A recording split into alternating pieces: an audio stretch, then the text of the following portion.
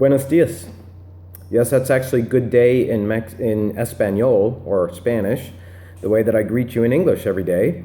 And that is actually something that's very different about Mexico, is you say good day to everybody you pass, unless, of course, it's the afternoon, and you say buenas tardes, and that is good afternoon. I'm not sure how my pronunciation sounds to you, native Spanish speakers in the class, but that's a difference about Mexico. And since it is my last day here in Mexico, I thought it would be appropriate to use all that we can from the instructor being in another culture to help inform the class. So today's class, today's instructor video is going to be a little bit different of an approach. I'm going to talk to you about the day that I had yesterday, and then I'm going to build it into the chapter, which is all about barriers to intercultural communication, all about the things that get in the way of having successful communication between two different cultures. We're talking about barriers. And as I go along today, you should also think to yourself, what kinds of things happen in your life that are related to the story that I'm telling? That's my ultimate goal, for you and I to be kind of communicating together, but your experience is going to be similar at the same time as it is different from mine. But the point is, you're thinking about your experience. So yesterday, I went for a walk, and I went down to meet my friends, my Mexican friends, across the street. And on the way, I ran into a guy that wanted to talk to me, and he came up and he said, in English, he said, "Hey, are you a gringo?" A gringo is either a Canadian or an American, named after the green uniforms that the U.S. Army wore when it was invading Mexico during the Mexican-American Wars. And gringo means gringo, green leave, green uniform leave. But today it's used as a very friendly term. It's amazing how terms can change. So anyway, back to this guy. He asked me if I was a gringo, and I said, yeah. And he said, well, I got to tell you, I got stung by something, and I need to get a tetanus shot, and I don't have any money. Now, I have to say, sometimes I will give money to people and sometimes I won't. In this case, he made me very nervous. He looked strange to me somehow. He looked like he was damaged and maybe even deranged. I know those are harsh terms, but that's just what I felt. So I said, "I'm sorry, I don't have any money," which was true. I just was walking to see my friends.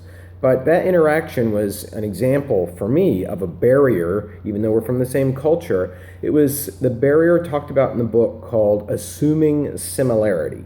And he assumed that since he was a gringo, that he could talk to me about this thing that we all dread, is having to get a tetanus shot so that you don't get this huge infection from stepping on a rusty nail or something else like that. He thought he would connect with me automatically, and it didn't work.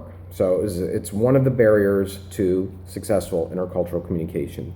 When I arrived at my friend's house, they live in a development that is right on the beach, and we have known this family for 8 years. When I was on sabbatical in Mexico writing my book, Comparing Media from Around the World, that's when we got to know this family. They're a family of three kids, I should say, and 2 parents. And the parents right now, it's a struggle for them because it's tough for them to find work here in Mazatlan that is suited to their talents and also pays well. The husband, his name is Sergio. Sergio is working for the government, and he is analyzing the fishing industries down here. But he's not paid a lot of money, and it's something that is within his expertise because he is a marine biologist.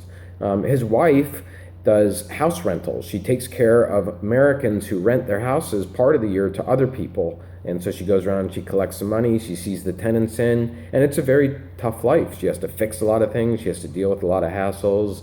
He has to take work when he can get it. Before he was doing what he's doing now, he was working as a used car salesperson.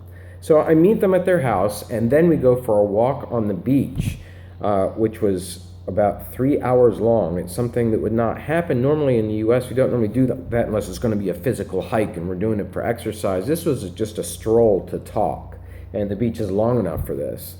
So here's some other things that happen in our conversation that illustrate barriers to intercultural communication. One of the concepts discussed in the book was anxiety. And I have to tell you, I was kind of anxious about getting to know Sergio, and it was even my idea to go for the walk on the beach because he is like the epitome of masculinity. He is incredibly fit. He's 58 years old. It looks like he's as strong as a bull. He's taller than me. I would think that he would be handsome to a lot of females. And just all those qualities together, plus he speaks very strongly. I was always a little intimidated by him. So it's anxiety, and you go through that when you meet new people. In fact, today they say it's a lot harder for your generation because of the social media you're using is making this kind of communication the kind that you're comfortable with. That you and me together, that's getting harder for people today. At any rate, it's another barrier to intercultural communication. While we were taking this walk, the subject came up of him and his development. And he lives in a development where it's a gated community.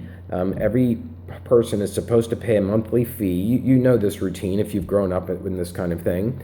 And in this particular case, he was discussing the conflict between the gringos and the Mexicans. And he was saying, I have to say, the gringos, they don't even come down here, and they want to make all the changes to the rules.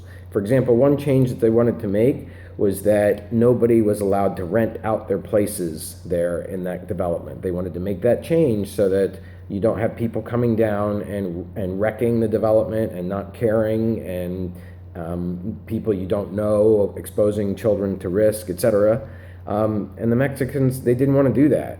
And so he was speaking about this, and this is an example of what we might call ethnocentrism in the book. Ethnocentrism, it's where you perceive that your culture is at the greater center of everybody else's universe than it really is.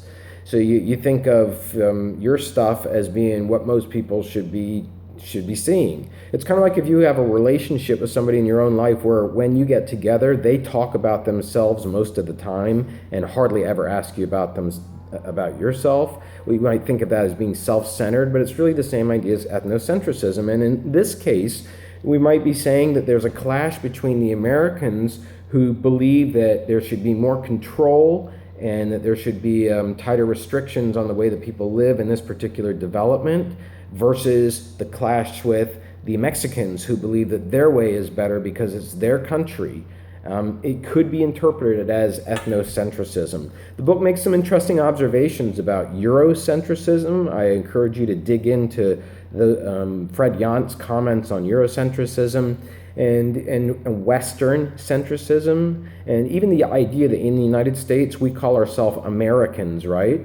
Are Canadians Americans? Are Mexicans Americans? What do you think? The answer is yeah, because we all live in North America. So really, they all have the same right to call themselves Americans, but we don't really consider that. So that is another example of ethnocentrism.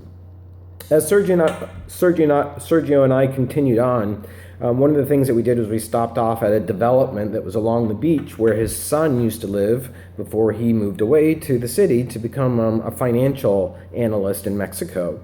And when we went in, we had to get past the guard. Every place has a guard down here. It's just Mexico has a lot of security all the time. In fact, one thing that's different is the police cars always drive around with their lights flashing, always. And you would think, if you want to be stereotypical, that's a bad thing. You'd think somebody's in trouble, somebody's getting pulled over, maybe I'll get to see it as a voyeur. But that's not what's happening. The flashing lights in Mexico are to assure you that there is safety in the neighborhood, right in front of your eyes. It's a police car that's there and available if you need it. It has its lights on.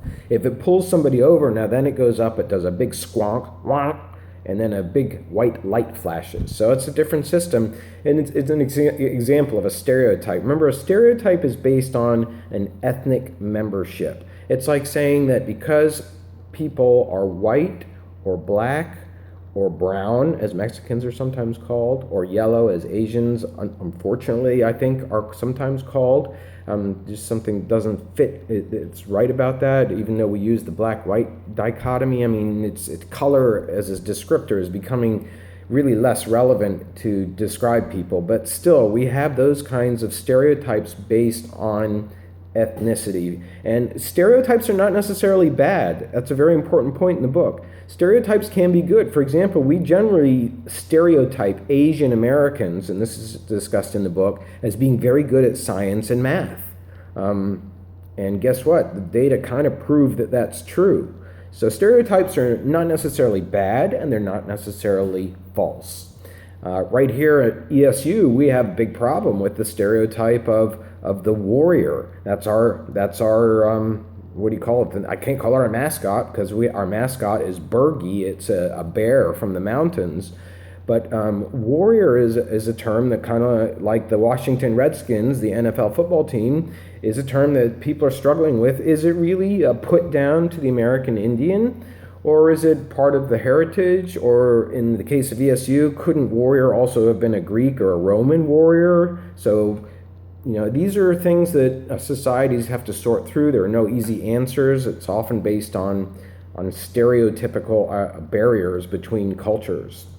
Now, the next thing that was brought up in the book very quickly, I might add, was prejudice. And prejudice is just where you just have a belief that you're not going to change. It used to be used more along the lines of racial prejudice, but that's not the way it's used in the book here. It's used more as you just have a belief that is not going to be changed. It's like when somebody says to me, they say you have to use your God-given talents. If they say that to me, or if they say, what church do you belong to me, that's something that I am just closed off about.